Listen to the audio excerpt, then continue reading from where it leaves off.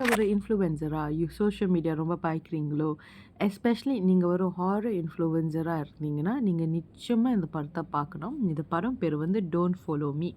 இந்த வீடியோல நெறைய ஸ்பாய்லர்ஸ் இருக்கு. ஸோ இல்லம்மா நானே இந்த படத்த பார்த்து தெரிஞ்சுக்கிறேன்னு நெனச்சீங்கன்னா, இப்பயே இந்த வீடியோக்கு வந்து ஒரு லைக் போட்டுட்டு, ஃபாலோ பண்ணிட்டு நீங்க போயிரலாம்.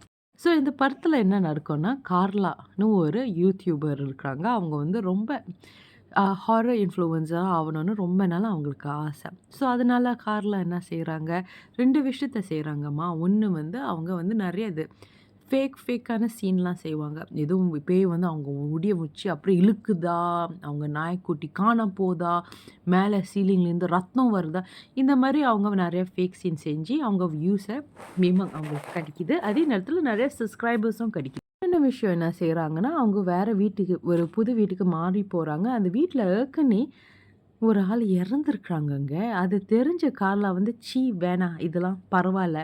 நம்ப வியூஸ்க்காக இது கூட பண்ண மாட்டோம்ன்னு" சொல்லிட்டு அந்த வீட்ல மாறி போயிட்டாங்க. மாறுனதுக்கு அப்புறம் தான் அவங்க பார்க்குறாங்க, அவங்களுக்கு இன்னும் நெறைய வியூஸ் கிடைக்குது.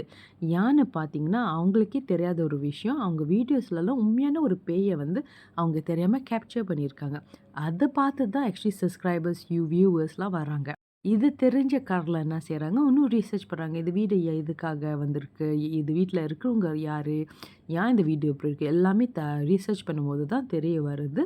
அந்த வீட்ல இருக்கிற இதுக்கு முன்னால இருந்தவங்க, அவங்க வந்து ஒரு கல்ட்ல இருந்தவங்க.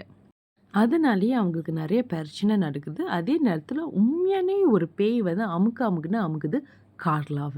இது நேரத்தில வந்து ஒரு கட்டத்தில வந்து கார்லாக்கு வந்து காசு இல்ல, பாய் ஃப்ரெண்ட் இல்ல, அவங்களோட ஃபேன்ஸ், வியூஸ் எல்லாமே போயிடுச்சு.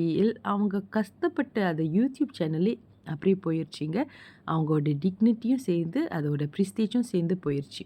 ஸோ, அதனால அவங்க ஒண்ணா தான் செய்யணும்னு தெரியாம, இந்த பேயே ரிசர்ச் பண்ணி ஃபாலோ பண்ண ட்ரை பண்றாங்க. To get back all of the things that she லாஸ்ட்லாம். படம் ரொம்ப எக்ஸைட்டிங்கா இருக்கா? இன்ட்ரஸ்டிங்கா இருக்கா? போய் தயவு செஞ்சு பாருங்க. ஆனா ரொம்ப பயங்கரமா இருக்கும்.